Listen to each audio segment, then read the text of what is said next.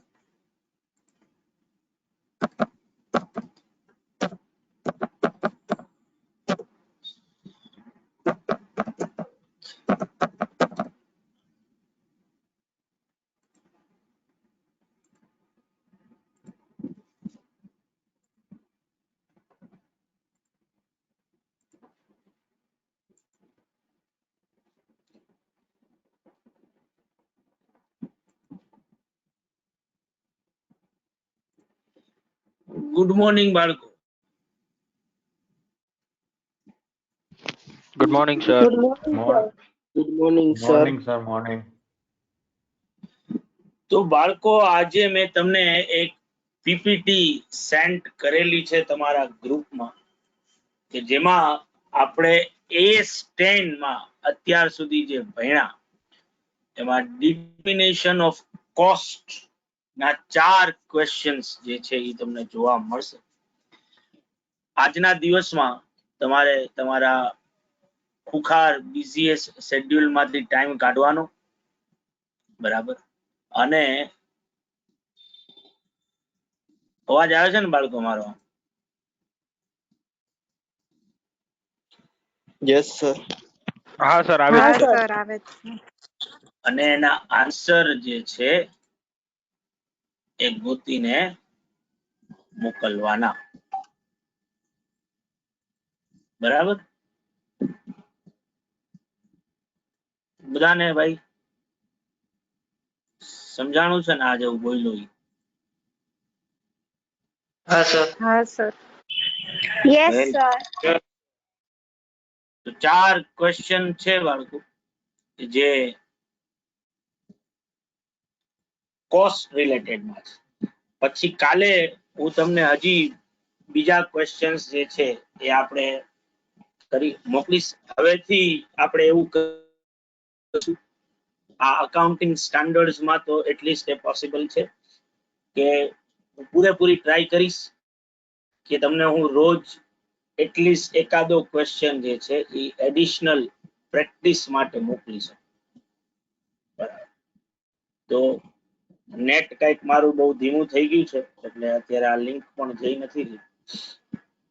તમને લોકોને મારો શું કહેવાય ગોલ્ડન વોઇસ આવતો હશે જ એવું માનું છું. આવે છે હા સર આવે હા છે હા સર આવે જ છે. સર એમાં 3 જ ક્વેશ્ચન છે.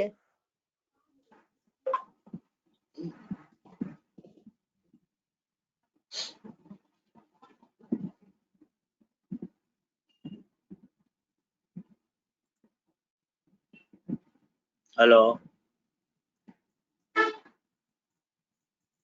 હલો હલો હલો બોલો સર. અવાજ આવે છે ને મારો? કઈક વચ્ચે કપાઈ જતો હતો કઈક મને જેવું હા લાગે. સર. હા કોક કઈક બોલતું તું એ ખરી સર.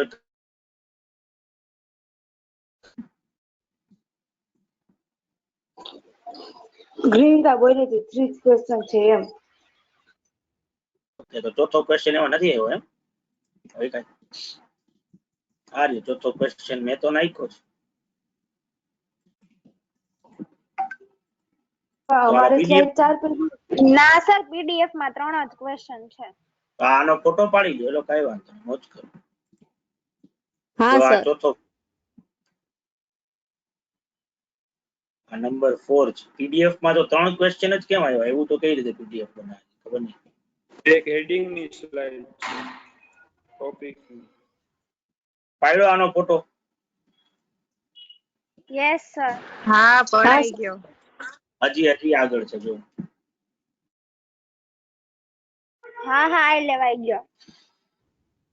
બરાબર. હવે આના અંદર આ જે ત્રીજો અને ચોથો ક્વેશ્ચન જે છે ને બાળકો એ મેં ઇન્ડ એસ 16 જે છે કે જે આપણું અકાઉન્ટિંગ સ્ટાન્ડર્ડ 10 છે, તો ઇન્ડિયન અકાઉન્ટિંગ સ્ટાન્ડર્ડમાં એનો નંબર 16 છે. એટલે આ ફાઇનલ ના આપણા ઓલામાંથી મેં ઉપાડ્યા છે. એટલે તમને અહીંયા એસ 10 એવું કદાચ નહીં દેખાય, કેમ કે જો તમે આ ક્વેશ્ચન નંબર 3 ના અંદર જોશો ને કે તમારે કીધું છે કે ભાઈ કેપિટલાઇઝ કોસ્ટ ગોતો એસ પર ઇન્ડ એસ 16 બરાબર છે. એ જ રીતે અહીંયા બોરોઈંગ કોસ્ટ આપણું અકાઉન્ટિંગ સ્ટાન્ડર્ડ 16 છે પણ ઇન્ડ એસ માં એનો નંબર 23મો છે. બરાબર છે. તો એનાથી કોઈ કન્ફ્યુઝ નહીં થવાનું. આપણે તો કોસ્ટ ગણવાથી મતલબ છે, નંબર થી કોઈ લેવા દેવા નથી. એટલે આપણા પીપી ની આપણે કોસ્ટ જે છે એ ગણીને આપવાની છે. એટલે એ એસ 10 પ્રમાણે આપણે ગણવાનું થશે. બરાબર ને?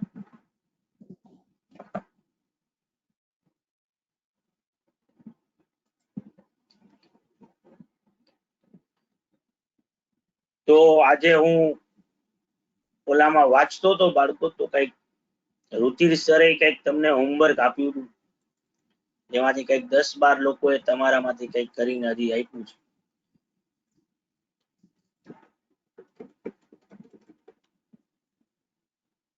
એટલે તમે આ પીપી ના અંદર એવું મને નહીં કરાવો કે જેમાં મારે તમને જે છે એ કન્ટિન્યુઅસલી કેતું રહેવું પડે કે બાળકો જે છે અરે એ ના સર હોમવર્ક એવું નહોતું, ઈ ખાલી લાઈવ અપડેટ્સ જ હતા. ઓકે સર પછી હવે ઘણા બધાએ બધા ઓલમોસ્ટ હવે મોકલી દીધું છે. ઓકે ઓકે લાઈવ અપડેટ્સમાં ત્યાં સુધી ખાલી એટલા જ વોટિંગ થયું હતું એમ? હા સર ના ત્યાં હવે સુધી એટલાય પાછા મોકલા હતા. સર આજ એ ટાઈમ બપોર અત્યાર સુધી સુધીનો જ મોકલના હતો. હતા. આજ બપોર હા આજ સુધીનો. બપોર સુધીનું છે. મને એમ કે હવે વળી તમે લોકો બધાને કાલે મેં જો રુચિ સરના લેક્ચરમાં જવા માટે એટલા ઉત્સાહી હતા અને હોમવર્ક એનું કઈ કરતા નથી પાછા. ના બપોર સુધી નતું એટલે અમે કીધું તું ને સાંજે જ મોકલી દેશે એટલે સરે સાંજે જેટલા મોકલા ને એના નામ લખ્યા હતા. હલો કરણ આવ્યો છે કે નથી આવ્યો? હા સર છો જ. હો ને બકા આજે એવો થોડુંક કદાચ 5 મિનિટ મોડું થાય તો થોડુંક રહેજે ને કા નીકળી જાજે બકા, એક્ઝેક્ટ ટાઈમ થઈ જાય છે મારા પછીના લેક્ચરમાં. બરાબર, થેન્ક યુ બકા. તારી આમ મને આલી પંક્ચ્યુઆલિટી જોઈને એટલો આનંદ થયો ને મારે ગોતી હું શું રહ્યો છું તારા ભેગી વાતું કરવામાં મને મળી રહ્યો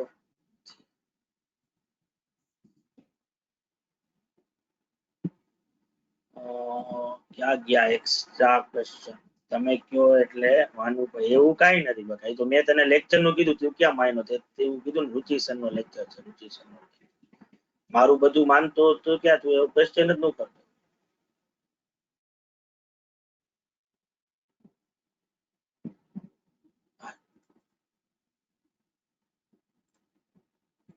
એટલા પીપી ટીમે બનાવી નાખ્યા છે તારું મને હું જ પોતે કન્ફ્યુઝ થઈ જાઉં કેવું ભણાવવાનું કેવું નથી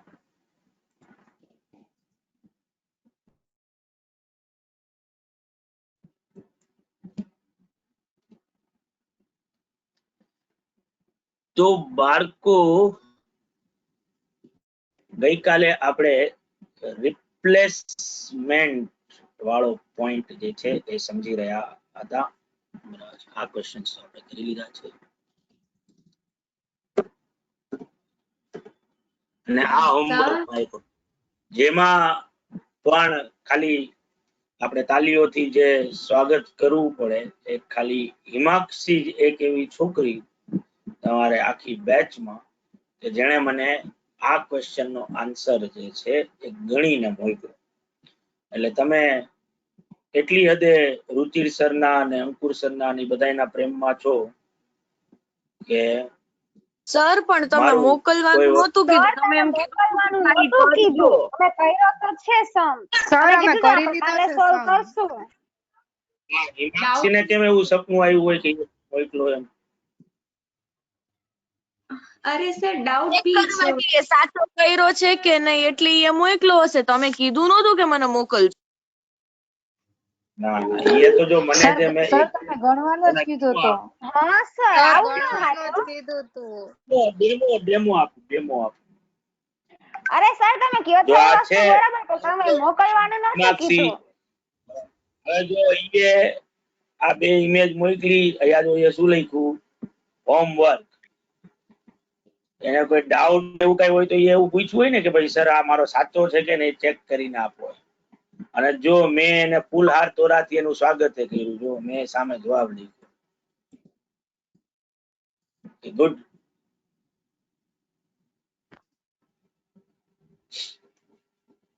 કાઈ વાંધો નહીં હવે આ હિમાક્ષીએ જે કર્યું છે બાળકો એ જ હું ઝૂમિંગ સર કરી રહ્યો છું હિમાક્ષીને જ પૂછી લ્યો કે તમે કીધું તું કે નહીં એમ એટલે તમે તમારા ઉપર મને પૂરો ભરોસો જ છે કે મેં નહીં જ કીધું હોય તમે લોકો જોઈ રહ્યા છો તો બરાબર છે આ તો એમને ખાલી વાતું તો કરી શકું ને હું તમારા ભેગી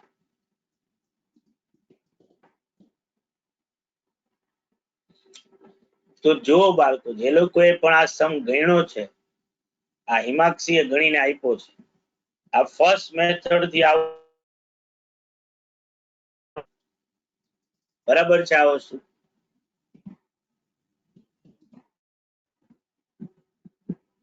સર આમાં કેરિંગ અમાઉન્ટ 95,000 હા સર આવું નથી આવતું હા સર. કેરિંગ અમાઉન્ટ નો થાય કેરિંગ કેરિંગ અમાઉન્ટ જ 95,000 છે. હા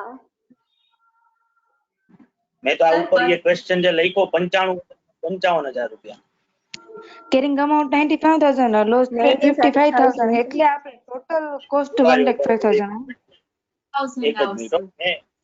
મેં જે ક્વેશ્ચન તમને આપ્યો તો એના ઉપર વયો જાવું પાછો 95,000 હતું બરાબર છે right? along with ઓકે મેં along with એવો word તો હિમાક્ષી નો ક્વેશ્ચન નો આન્સર ખોટો છે બાળકો એટલે 55,000 એમાં એડ કરવાના આવે ને ક્યાં ગયું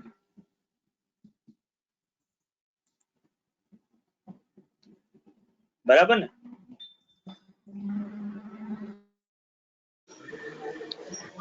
હા હા એટલે 1,50,000 કોસ્ટ આવશે 1,50,000 કોસ્ટ માઇનસ 55,000 એટલે અહીંયા આવે 90 હા હા સર 55,000 ના કેટલા થયા 2 લાખ રૂપીસ થયા એટલે 1,05,000 રિવેલ્યુએશન ગેઇન હા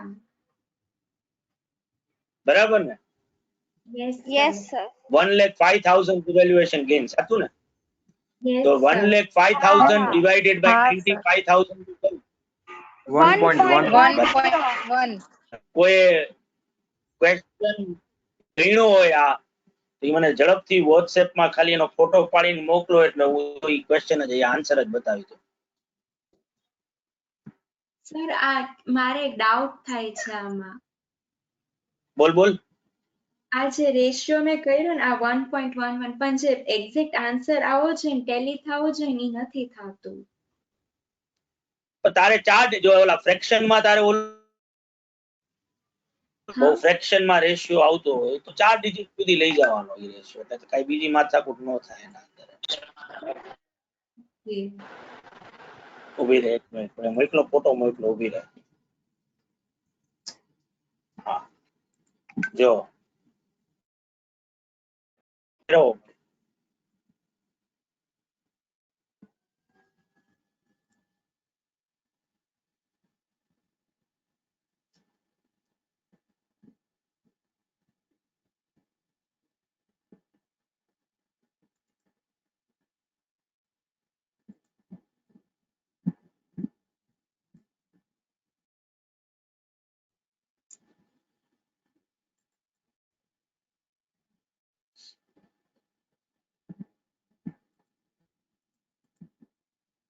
તો જો આવું થાય જાનવી, આવું લખ્યું જ થાય કે આ રીતનો આન્સર હોય નહીં હો આશીષભાઈ, કરવું એના કરતા તો ન કરવો ક્વેશ્ચન. બકા બહુ વ્યવસ્થિત રીતે લખવાનું, બધું ઉપર લખવાનું, મેથડ નું નામ લખવાનું, મેથડ 2 નું નામ લખવાનું, બરાબર? આવું ન હોય નંબર 1 નંબર 2 આપણે એકી.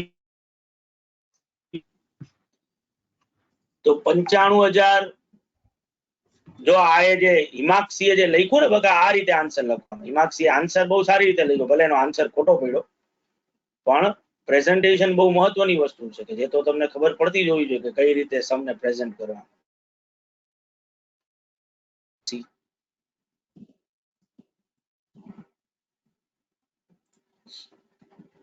જો આ કઈ રીતે એને આન્સર લખ્યો, જો આન્સર અહીંયા ક્વેશ્ચન, એના નીચે આન્સર, જેમાં અહીંયા પહેલા તો આખું સમજાવ્યું, પછી આ મેથડ, પછી આ રીતે આખું ટેબલ બનાવ્યું, બરાબર? પછી એની પાછી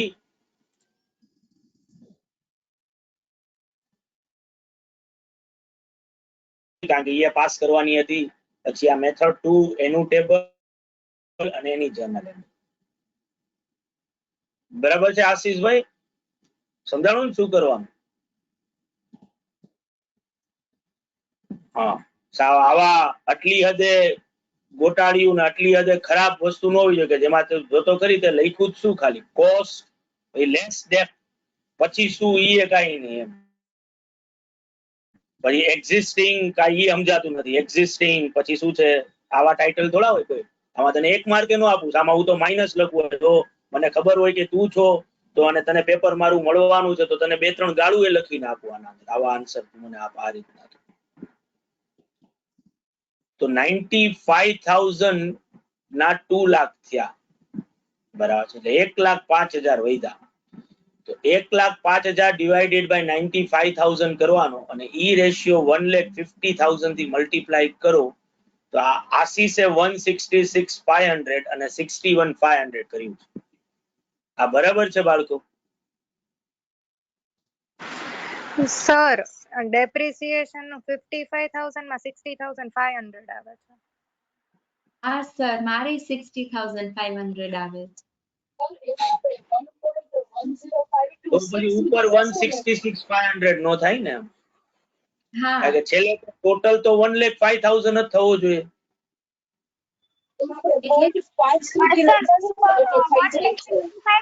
અને નીચે ડેપ્રિસિએશન 60,000 એટલે થઈ જાય ને. ઉપર કેટલા લખવાના કહેશો તું? 165 એટલે 150 ના 1.1 એટલે બરોબર. અને પછી આ ડેપ્રિસિએશન કરી તો 60,500 આવે, એની જગ્યાએ 60,000. તમારે અમે બધા રેશિયો એટલે પછી 1.1 રેસિડ્યુઅલ અમાઉન્ટ જ લીધી છે અમે કાંઈ પણ. વાંધો એક મિનિટ જો મને તમે સાંભળશો ને બાળકો, તમારે રેશિયો આ રીતે લખવાનો છે 1,05,000 divided by 95,000. So 1,05,000 divided by 95,000 and 1.1053. હા એવું હા 53. બરાબર, એટલે 1.1053 into 1,50,000 કરું ને તો ઈ થાય 1,65,000 789. 789 લેસ કરવાનું આવે 55,000 into 1.1053. So 60,792. 60,000 789. 789 જ પછી તો કરવું પડે. ઈ ભલે 92 હોય તો ફ્રેક્શન ના લીધે 2-3 રૂપિયા અલગ 791 એવી રીતે આવે છે. નું આવે, પછી 2-3 રૂપિયા ને તો એડજસ્ટ કરવા પડે ને, બાકી તો નહીં તો 1,05,000 નો આવે. સર 8 ની જગ્યાએ 91 છે એમ કહું છું. શું કહેતો જાનવી? 89 ની જગ્યાએ 91 છે એમ. હું તને ઈ જ કહું છું કે 89 જો તું ઉપર 89 લખતી હો તો નીચે 89 જ લખવું પડે ને. ઓકે હા કે હા તું ડિફરન્સ કર તો 1,05,000 નો ડિફરન્સ થાય ને, બાકી 1,05,000 નો ડિફરન્સ નો થાય. હા સમજી ગઈ. એટલે તારે 2-3 રૂપિયા એડજસ્ટ કરી નાખવાના આવે. પછી તું આવું શું કામ થયું આના અંદર?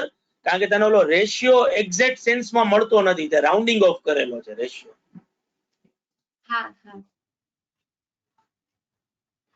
Got it. એટલે ઓલા 1,05,000 નો તાળો તો મેળવી જ લેવાનો ગમે એમ કરીને. એટલે હું જયારે આ 165,789 માંથી 60,789 લેસ કરું ને એટલે મારી પાસે આપોઆપ આટલા રૂપિયા થઈ જાય.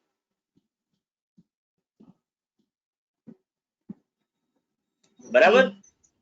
હા આ પહેલી મેથડ થાય બાળકો, કે જેમાં જનરલ એન્ટ્રી શું કરવાની આવે તો કે જનરલ એન્ટ્રી કરવાની આવે PP account debit.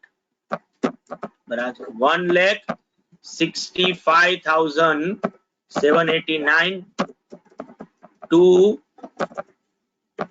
accumulated depreciation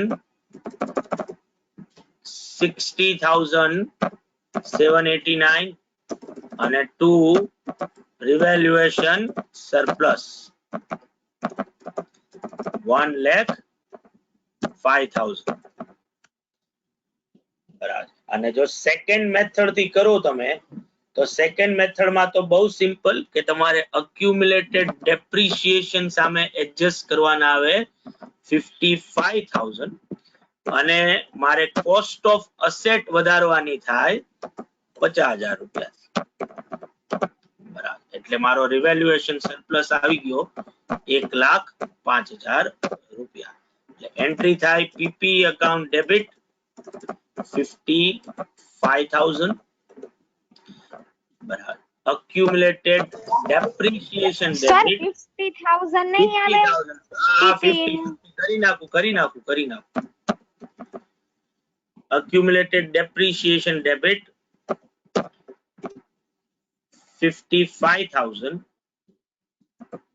to revaluation surplus 1,05,000. બરાબર ભાઈ?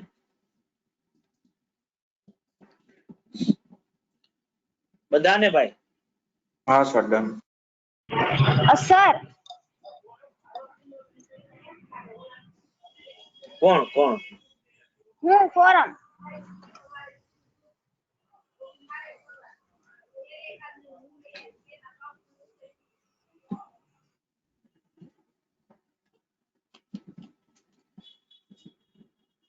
બોલ, કેમ બોલતી નથી? સર હું એમ કહેતી હતી કે આ ફર્સ્ટ મેથડ છે બરોબર, તો એમાં તમે 4 ડિજિટ લીધા, આપણે 2 ડિજિટ લઈને કરીએ તો આમ ચાલે કે ન ચાલે? તે જ ન કરે, પણ આપણે 4 ડિજિટ સુધી જાવ સારું વસ્તુ ઈ. ઓકે બાકી ફરક કાંઈ નો, ફરક ખાલી જરા રૂપિયામાં થોડો ઘણો પડે. જો આ 2 ડિજિટ થી કેવલ રાઠોડે કર્યું જો. સર મેં એમ જ કર્યું છે. હા, બરાબર, તો થોડા ઘણા રૂપિયામાં ફરક થાય. હવે એમાં માથાકૂટી છે કે એક્ઝેક્ટ કોઈ રૂલ તો છે નહીં, એટલે ખાલી માથાકૂટી થાય કે જે ઓલો પેપર ચેકર છે કદાચ આવો ક્વેશ્ચન પૂછાય એની પાસે કેટલા ફ્રેક્શન થી મલ્ટીપ્લાય કરીને આન્સર આપ્યો છે, અને એ જો બહુ થોડો બુદ્ધિ વગરનો બળદિયો હોય અને એ આન્સર સાથે એક્ઝેક્ટ તમારા નંબર ને મેચ કરવા જ માંગતો હોય ને એની પાસે માન કે 4 ડિજિટ વાળો આન્સર હોય, તો તારા નંબર મેચ ન થતા હોય તો કદાચ ઈ તારા માર્ક્સ કાપે અથવા કદાચ ખોટોય પાડી દે ક્વેશ્ચન, એવી પોસિબિલિટી રહે. અને ઈ રિસ્ક તો ઓકે હંમેશા સર. રહેવાનું જ. એની સામે આપણે કઈ કરી શકીએ એમ છીએ નહીં આપણે. બરાબર. Okay okay sir. તો બાળકો આપણે ગઈકાલે રિપ્લેસમેન્ટ કોસ્ટ વાળું સમજ્યા હતા. તો મોદીજીનો દાખલો કરવા જઈ રહ્યા છીએ, બરાબર. તો ઉપર નામે નરેન્દ્ર મોદી ક્વેશ્ચન એવું આપી દેશું. ક્વેશ્ચન નંબર આપણો નેક્સ્ટ જે છે કે જે રિપ્લેસમેન્ટ કોસ્ટ ની સાથે જોડાયેલો છે. તો પેલા તો આ હોશિયાર બાળકોને હું 5 મિનિટ આપી રહ્યો છું કે તમે મને બહુ જ ઝડપથી આ જે તમને સ્ક્રીન ઉપર દેખાઈ રહ્યું છે એ કોપી પેસ્ટ કરી નાખશો, જેટલું ઝડપથી તમે કરી શકો.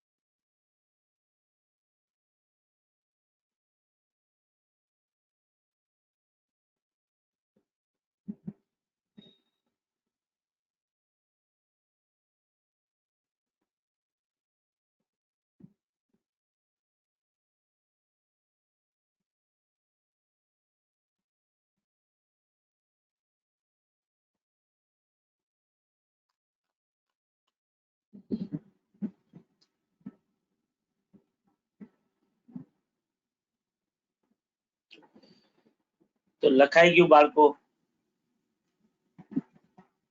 ના સર. ના સર બાકી છે.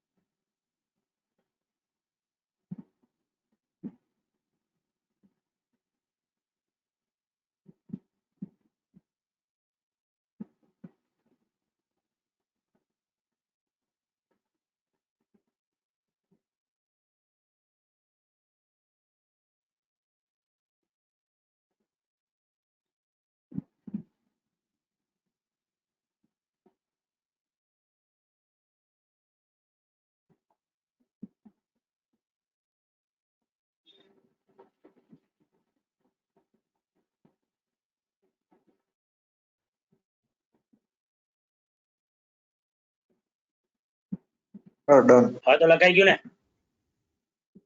બધાને?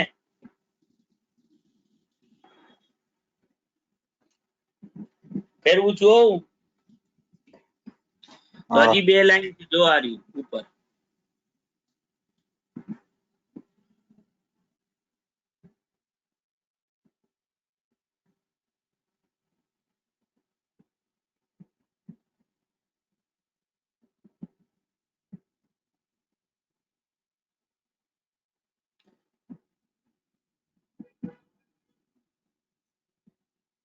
લખાઈ ગઈ ને 2 લાઈન?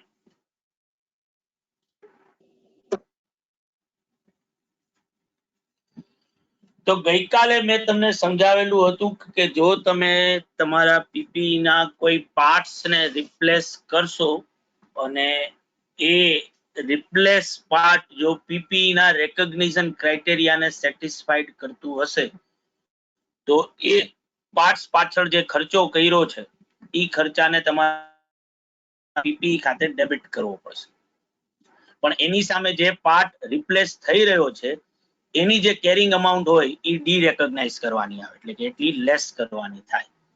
માથાકૂટ આવા કેસમાં ત્યારે બને કે જ્યારે આપણી પાસે ઈ કોસ્ટ છે નહીં, બરાબર. જેમ કે આપણે આ ક્વેશ્ચનમાં જોશું કે આપણે એક હેવી મશીનરી લીધી છે 100 lakhsની, પણ આ મશીનરીમાં જે કમ્પોનન્ટ યુઝ થયા છે એનું કોઈ બ્રેકડાઉન નથી. એટલે 100 lakhsમાં કયા કમ્પોનન્ટના કેટલા રૂપિયા એ આપણને ખબર નથી.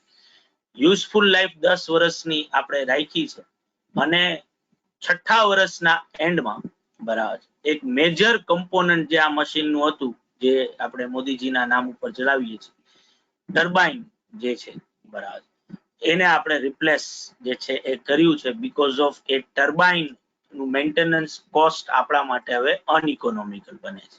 એની જગ્યાએ જો નવું ટર્બાઇન ફિટ કરી દઈએ તો આપણનો બેનિફિટ થશે કે આપણે મેન્ટેનન્સ કોસ્ટ કરવાની આવશે નહીં, એની પાછળ ખર્ચાઓ આપણા બચશે, એટલે ઇકોનોમિક ફ્લો આપણને મળી રહ્યો છે. આ નવું ટર્બાઇન જે છે, બરાબર, એ ઓબ્વિયસલી નેક્સ્ટ 4 years સુધી ચાલશે, કે જે તમારા પીપી ની જે યુઝફુલ લાઈફમાં હજી 4 વર્ષ બાકી છે, તો આ ટર્બાઇન પણ નેક્સ્ટ 4 વર્ષ સુધી ચાલવાનું થશે. એની કોસ્ટ આપી છે 45 લાખ રૂપિયા, બરાબર છે. તો ઓબ્વિયસલી જો અત્યારે હું મશીનરીની બુકમાં કેરિંગ અમાઉન્ટ ગોતવા જાઉં ને તો 100 લાખની મશીનરી હતી, હિસ્ટોરિકલ કોસ્ટ જો અહીંયા નીચે લખેલી છે, 100 લાખની હતી, અને 6થા વર્ષના એન્ડની વાત થઈ રહી છે, તો કે અપ ટુ 6 years સુધી મેં ટોટલ ડેપ્રિસિએશન આના પર લઈ લીધું હોય 60 lakhsનું, કારણ કે 10 વર્ષની યુઝફુલ લાઈફ છે, તો 60 લાખનું અક્યુમ્યુલેટેડ ડેપ્રિસિએશન એમાંથી લેસ થાય, તો કેરિંગ અમાઉન્ટ અત્યારે બુકમાં 40 લાખ રૂપિયાની હોય આ મશીન. આ બધાને ક્લિયર ને બાળકો? હા સર. આ 40 લાખમાં હવે જે નવું ટર્બાઇન તમે ફિટ કરી રહ્યા છો જૂના ટર્બાઇનની જગ્યાએ, એની કોસ્ટ એડ કરવાની આવે, એ છે 45 લાખ રૂપિયા. એટલે 40માં 45 લાખ એડ કરવામાં કોઈ માથાકૂટ નથી, પણ માથાકૂટ યા આવે કે નવું ટર્બાઇન એડ કરો છો તો જૂનું ટર્બાઇન કાઢવું પડે, તો એ કાઢો તો એના રૂપિયા કેટલા, તો કે 40 લાખમાં જૂના ટર્બાઇનની કોસ્ટ કેટલા રૂપિયાની છે એના વિશે હું કઈ કહી શકું એમ છું નહીં, કારણ કે મને ઓરિજિનલ જે 100 લાખ રૂપિયાની મશીનરી હતી એમાં ટર્બાઇન કેટલા રૂપિયાનું હતું એ મને ક્યાંય કીધું નથી, એનું બ્રેકડાઉન મારી પાસે નહોતું. તો ઓબ્વિયસલી હવે મારે શું કરવું પડે, તો કે મારે જો ટર્બાઇનની કોસ્ટ ગોતવી હોય કે જે રિપ્લેસ થઈ રહ્યું છે, તો હું આ જે નવું ટર્બાઇન લીધું છે 45 લાખ રૂપિયાનું, એને બેઝ બનાવીશ અને એની 6 વર્ષ પહેલાની વેલ્યુ ફાઇન્ડ આઉટ કરી લઈશ, બરાબર. ધેટ મીન્સ કે જો આ ટર્બાઇન જ્યારે મશીન લીધું, બરાબર, ત્યારે કેટલા રૂપિયાનું આવતું હશે એ જો મારે જાણવું હોય તો હું શું કરું, તો કે હું બહુ સિમ્પલ કરું કે 6 વર્ષ પછી આ જૂનું ટર્બાઇન હું બદલાવાનો છું, અને 6 વર્ષ પછી જો જૂનું ટર્બાઇન બદલાવાનો હોવ તો મને 45 લાખ રૂપિયામાં પડવાનું, જેની કોસ્ટ મારી પાસે છે 45 લાખ. તો જો 6 વર્ષ પછીના 45 લાખ તો અત્યારના કેટલા, તો એના માટે મને ક્વેશ્ચનમાં 5% ડિસ્કાઉન્ટિંગ રેટ આપ્યો છે. તો મારે બીજું કાંઈ ન કરવું પડે, આ 5% રેટ લઈ છઠ્ઠા વર્ષના એન્ડનું પ્રેઝન્ટ વેલ્યુ ફેક્ટર ગોતવું પડે, જે 7462 જેટલું થાય, જેને 45 લાખથી મલ્ટીપ્લાય કરું તો 33,58,000 રૂપિયા ટર્બાઇનની વેલ્યુ આવે. આ 33,58,000 જે છે હું કહી શકું કે આજે 100 લાખ રૂપિયાનું જે ટોટલ મશીનની કોસ્ટ હતી ને એમાં 33,58,000 રૂપિયા ટર્બાઇનના હતા. આના ઉપર 6 વર્ષનું જો ડેપ્રિસિએશન હું ગણું SLM બેઝિસ થી, બરાબર, તો 10 વર્ષની યુઝફુલ લાઈફ છે, તો અત્યાર સુધી એના ઉપર ડેપ્રિસિએશન 20.15 લાખ જેટલું ગણાઈ ગયું. તો અત્યારે આ ટર્બાઇનની વેલ્યુ કેટલા રૂપિયાની હોય તો કે 13,43,000 રૂપિયાની હોય. જે મારી આ 40 લાખની ટોટલ વેલ્યુ આવી છે ને એમાં 13,43,000 ટર્બાઇનના હોય એવું હું માની શકું. એટલે 40 લાખમાં 45 લાખ એડ થાય, જ્યારે 13,43,000 મારે શું કરવાના આવે, લેસ કરવાના આવે.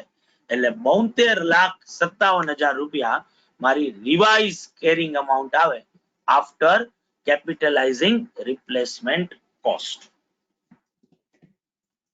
સમજાણું બાળકો બધાને?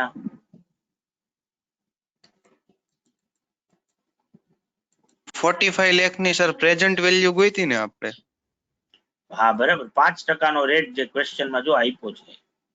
6 વર્ષ પછી 45 લાખ રૂપીસ નો ખર્ચો થાય છે, તો છઠ્ઠા વર્ષના પ્રેઝન્ટ વેલ્યુ ફેક્ટર સાથે એને મલ્ટીપ્લાય કરવું. હવે તમને જે આવડતું હોવું જોઈએ એ શું હોવું જોઈએ કે 5% રેટ થી છઠ્ઠા વર્ષનું જો પ્રેઝન્ટ વેલ્યુ ફેક્ટર ગોતવું હોય તો એ કઈ રીતે મળે, તો 1 ડિવાઇડેડ બાય 1.05 કરવાનું અને ઇઝ ઇક્વલ ટુ 6 વાર દબાવવાનું. 6 વાર દબાવશું એટલે 7462 મને મળશે.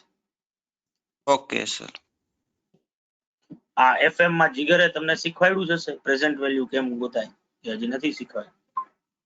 સર શીખવાડ્યું સર. હા. સર કોણ કોણ પણ?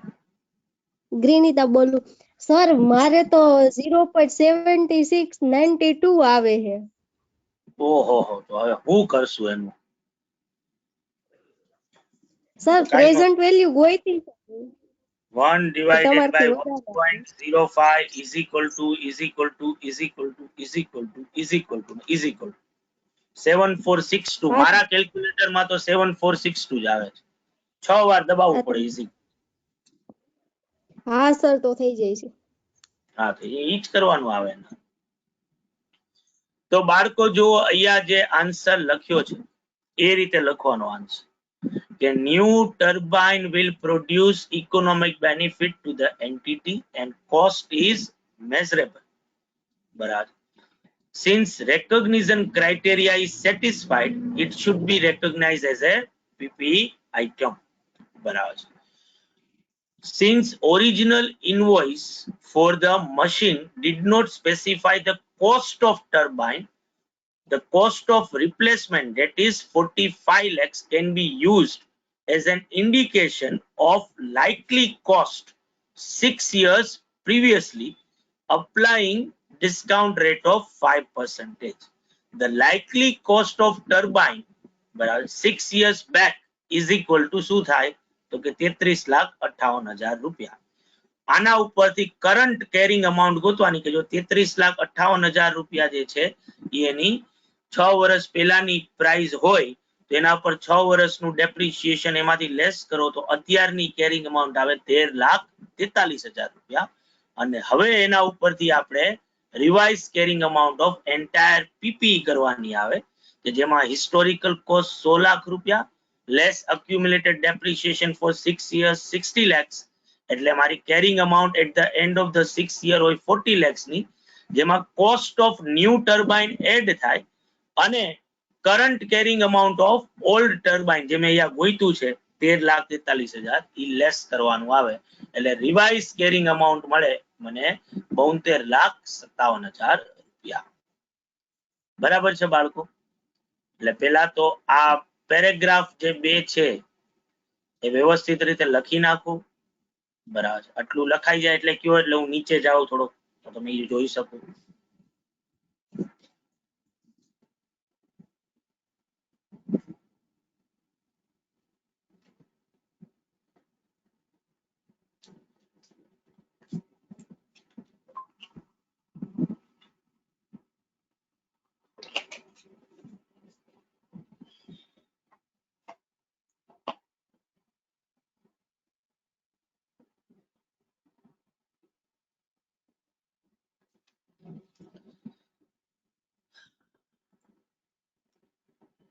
ક્વેશ્ચન માં પાર્ટ ઇઝ પરફેક્ટ ઈ શું લખ્યું છે?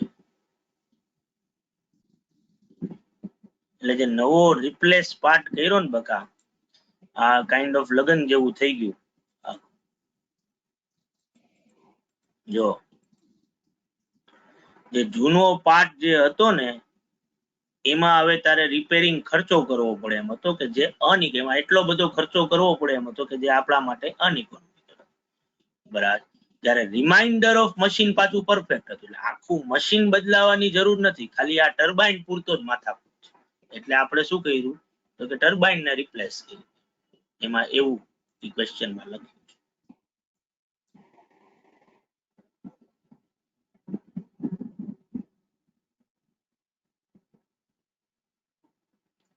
બરાબર ને ડીટી?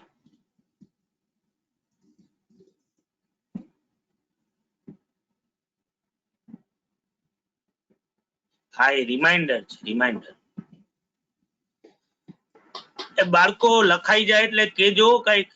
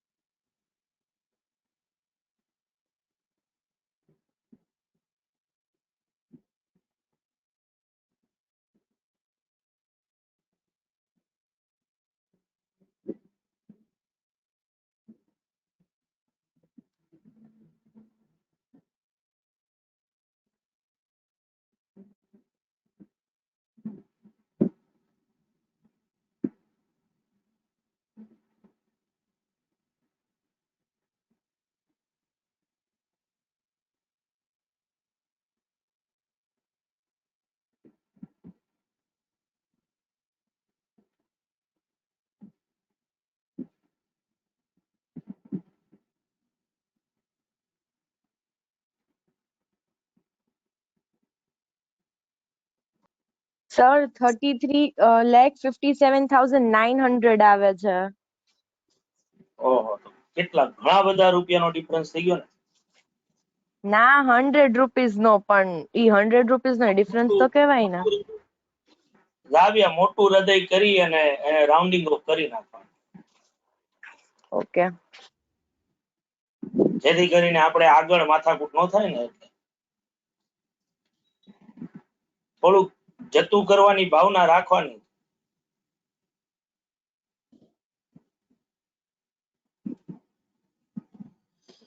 એટલે 900 રૂપિયા હતા ને આપણે આમે જો નીચે પછી જો મેં રૂપીસ માં નથી બતાવ્યું, લેક્સ માં બતાવેલું છે. એટલે પછી તો નહીં તો મારે 33.579 એવું બતાવવું પડે, એટલે મેં 58 જ કરી નાખ્યું.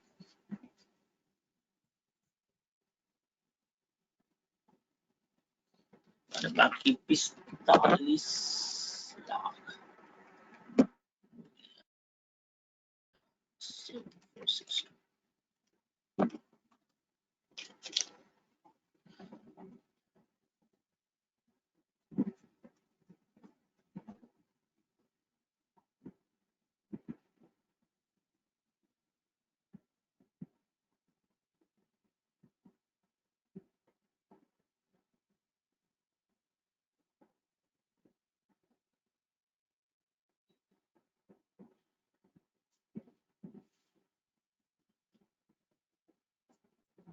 હલો, કેટલી વાર હોય? 2 મિનિટ રાખજો સર. ઓલા બે પેરેગ્રાફ થઈ ગયા. હા, તો હવે નીચેનું આમ તો હવે દેખાય જ છે ને, મેં ઓલું કરી નાખ્યું છે, તો એ કરી જ નાખો ઝડપથી પૂરું.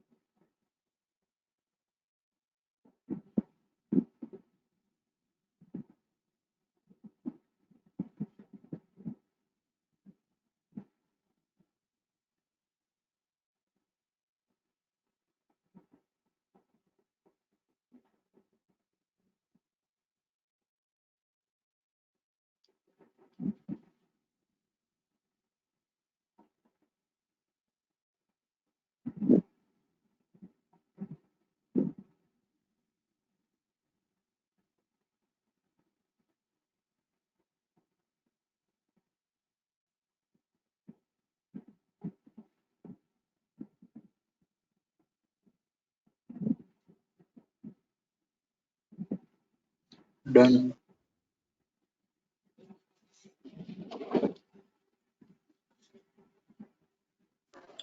એક મિનિટ સર.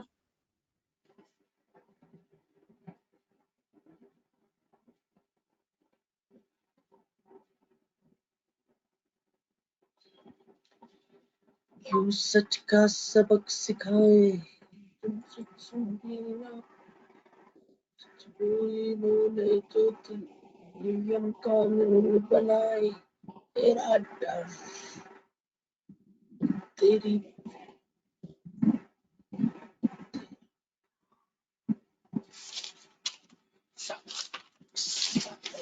सजा तेरा.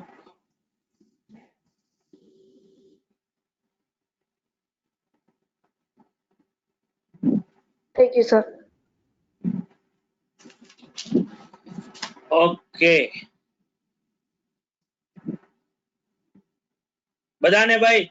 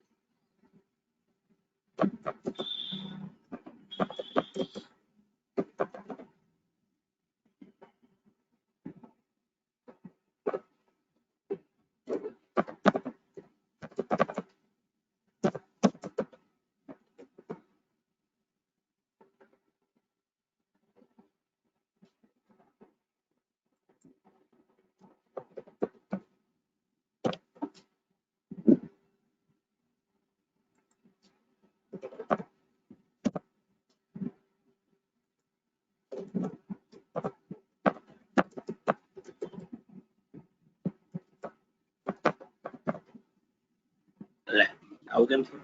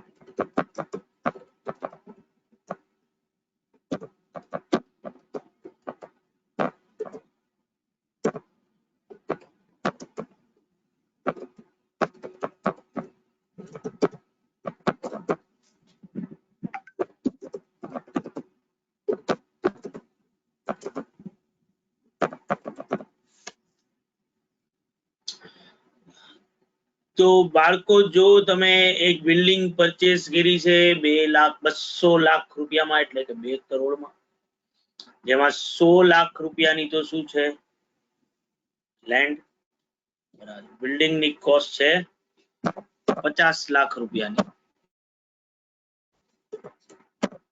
બરાબર. ફર્નિચર છે એમાં 30 લાખ રૂપિયાનું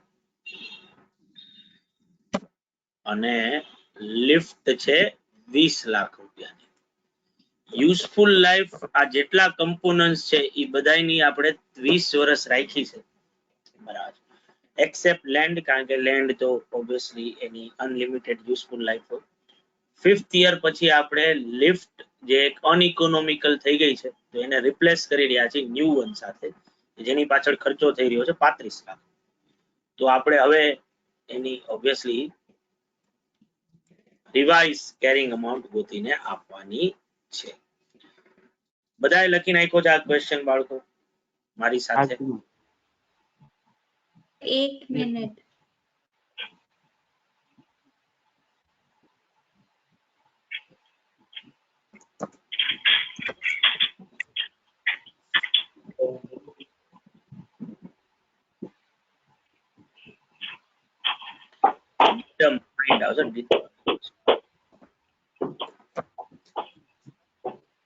અને કરી સ્પેલિંગ ટાઈપિંગ મારું બહુ ખરાબ.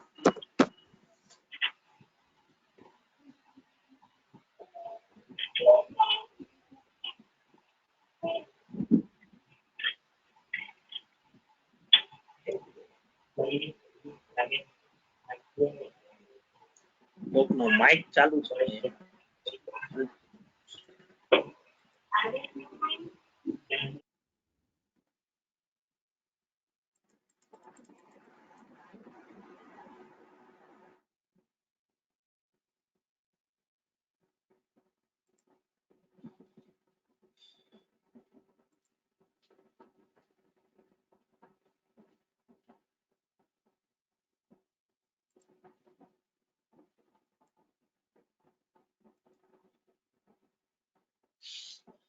તો બાળકો પહેલા તો પ્રીવિયસ ક્વેશ્ચનમાં જે લખ્યું હતું પહેલો પેરેગ્રાફ છે આ ન્યૂ ટર્બાઇન, બરાબર, will produce economic benefit to the entity. અહીંયા ટર્બાઇન ની જગ્યાએ લિફ્ટ કરી નાખો. New lift will produce economic benefit to the entity and cost is measurable. Since recognition criteria is satisfied, it should be recognized as a PP item. આટલો paragraph પહેલા લખી નાખો.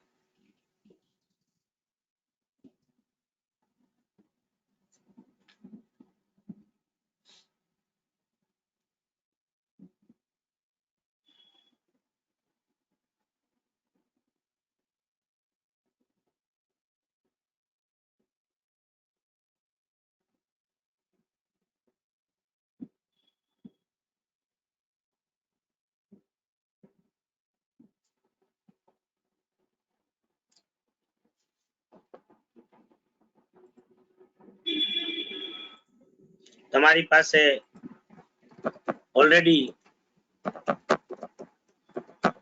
Previous ક્વેશ્ચનમાં ઈ છે જ એટલે હું ત્યાં રાખતો નથી ભાઈ, એમાંથી તમે કોપી પેસ્ટ કરી શકો છો.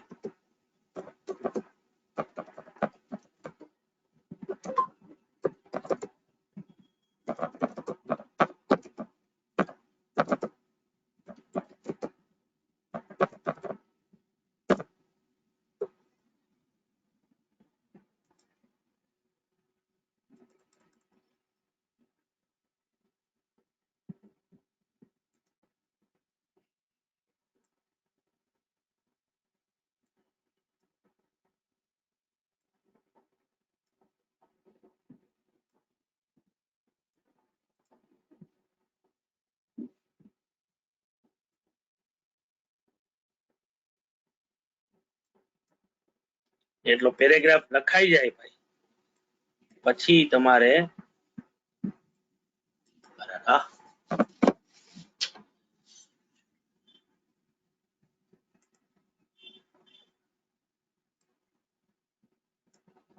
ટેબલ બનાવવાનું છે, એનું ટાઇટલ આપવાનું છે carrying amount of building at the end of the 5th year.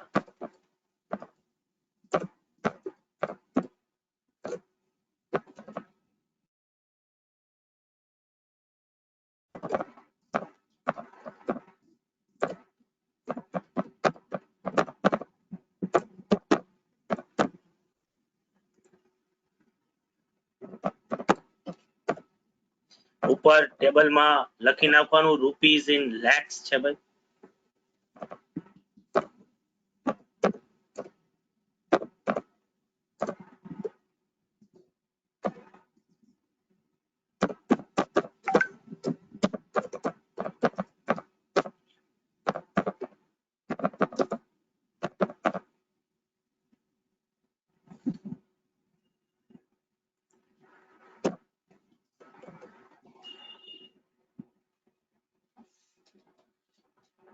તો બિલ્ડિંગ ની અનલિમિટેડ યુઝફુલ લાઈફ છે એટલે એના ઉપર તો કોઈ ડેપ્રિસિએશન લેન્ડ ની સોરી એના ઉપર તો ડેપ્રિસિએશન આવશે નહીં, પણ બિલ્ડિંગ ની 20 વર્ષની લાઈફ છે તો 50 lakhs ડિવાઇડેડ બાય 20 ને મલ્ટીપ્લાય વિથ 5 years જો કરીએ તો 12.5 lakh રૂપીસ નું અહીંયા ડેપ્રિસિએશન હોય. એ જ રીતે ફર્નિચર માં પણ 20 વર્ષની લાઈફ છે તો 30 ડિવાઇડેડ બાય 20 મલ્ટીપ્લાય વિથ 5 કરીએ તો 7.5 અહીંયા થાય. અને લિફ્ટ માં પણ 20 તો ઓબ્વિયસલી અહીંયા સીધું આવે 5. એટલે કેરિંગ અમાઉન્ટ જે છે લેન્ડ ની 100 ની 100 જ હોય, પણ આની હોય 37.5 lakhs, આની હોય 22.5 lakhs અને લિફ્ટ હોય મારા બુકમાં 15 લાખ રૂપિયાની. બરાબર ને બાળકો?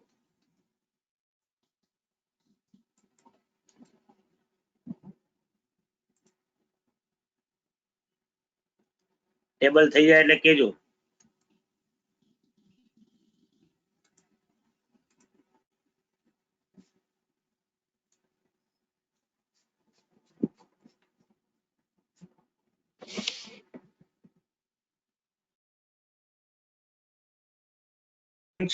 એટલા માટે નથી કારણ કે લિફ્ટ ને રિપ્લેસ કરીએ છીએ, નવી લિફ્ટ 35 લાખ રૂપિયાની આવે છે તો મારા બિલ્ડિંગ ની અત્યારે બુકમાં જે કેરિંગ અમાઉન્ટ હોય એમાંથી મારે ઓબ્વિયસલી 35 લાખ રૂપિયા નવા લિફ્ટ ના એડ કરવાના આવે અને 15 લાખ રૂપિયા કારણ કે મારી પાસે રૂપિયા છે જ બુકમાં કે લિફ્ટ કેટલા રૂપિયાની કેરિંગ અમાઉન્ટ વાળી છે તો 15 લાખ રૂપિયા ત્યાંથી શું થાય લેસ થાય.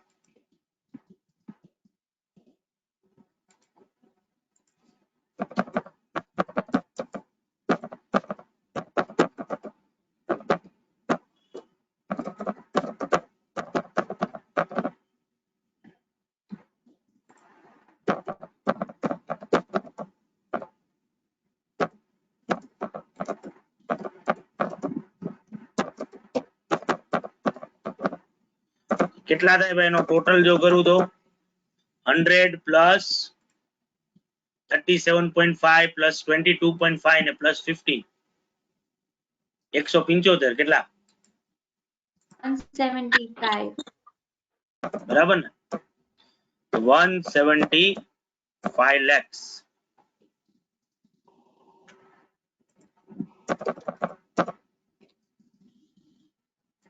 આ અત્યારે બુકમાં લેન્ડ એન્ડ બિલ્ડિંગ ની વેલ્યુ હોય છે જેમાં હું એડ કરું કોસ્ટ ઓફ ન્યુ લિફ્ટ જે કેટલી આવે તો કે જે આવે 35 lakhs અને એમાંથી લેસ થાય current carrying amount of replaced lift.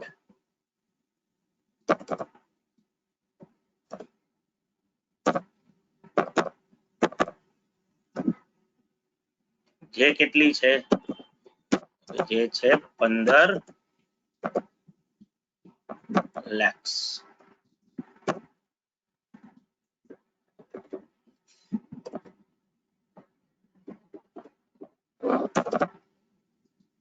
એટલે obviously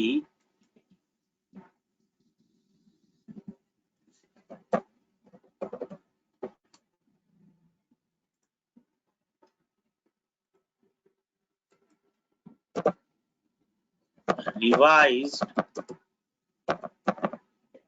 carrying amount of land and building શું થાય?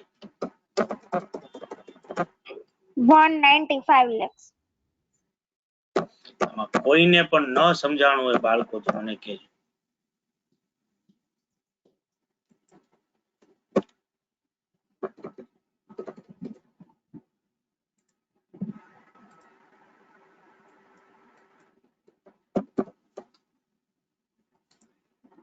બધાને બાળકો?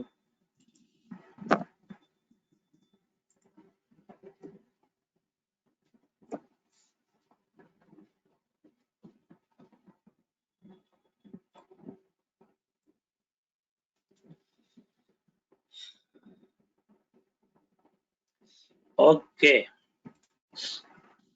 તો હવે પાછા આપણે આપણી પીપીટી ની થિયરી ઉપર આવીએ છીએ. અને હવે લાસ્ટ લેગ આપણો જે છે કે તમે તમારા બુકમાં જો પ્રોપર્ટી પ્લાન્ટ એન્ડ ઇક્વિપમેન્ટ બતાવી રહ્યા હો તો એની જે ડેપ્રિશિયેબલ અમાઉન્ટ આવે, ડેપ્રિશિયેબલ અમાઉન્ટ એટલે શું? તો કે cost minus estimated residual value less કરો, ઈ જે અમાઉન્ટ આવે એને આપણે શું કહીએ છીએ? ડેપ્રિશિયેબલ અમાઉન્ટ કહીએ છીએ. ડેફિનેશનમાં આપણે ભણ્યા છીએ. એનું મારે સિસ્ટમેટિક અલોકેશન કરવું પડે મારી યુઝફુલ લાઈફ ઉપર, જે પણ એક અકાઉન્ટિંગ એસ્ટિમેટ જ છે. બરાબર. તો ઓબ્વિયસલી depreciation બીજું કાંઈ નથી, it's an systematic allocation of depreciable amount of asset over its useful life. depreciable amount એટલે શું? તો કે cost minus residual value, અને residual value એટલે શું? તો કે estimated sell proceeds, કે જે આપણે asset ને વેચીએ તો જે મળશે at the end of its useful life, જેનું આપણે એસ્ટિમેશન કર્યું છે. ને જો આપણે વેચવા માટે કઈ ખર્ચાનું પણ એસ્ટિમેશન કર્યું હોય તો એમાંથી શું થાય? લેસ થાય. તો એ રેસિડ્યુઅલ વેલ્યુ આવશે. મહત્વની વસ્તુ કે જે જૂના AS10 માં નહોતી અને આમાં એડ કરવામાં આવી છે એ છે કે આ ડેપ્રિશિયેશન જે છે એ ક્યારથી ગણવાનું ચાલુ કરી દેવાનું છે?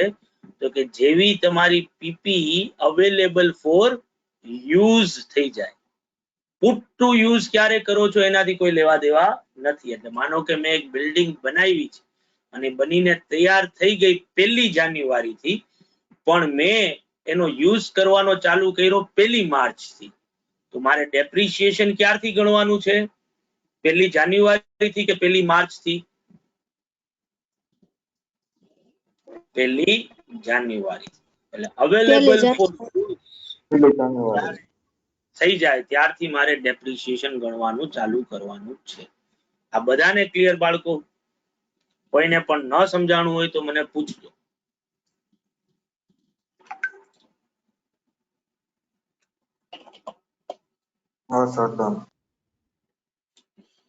હવે જે આપણે વાત કરી હતી બાળકો કે ભાઈ obviously residual value as well as useful life, આ બે શું છે? તો કે આ બે અકાઉન્ટિંગ એસ્ટિમેટ્સ છે.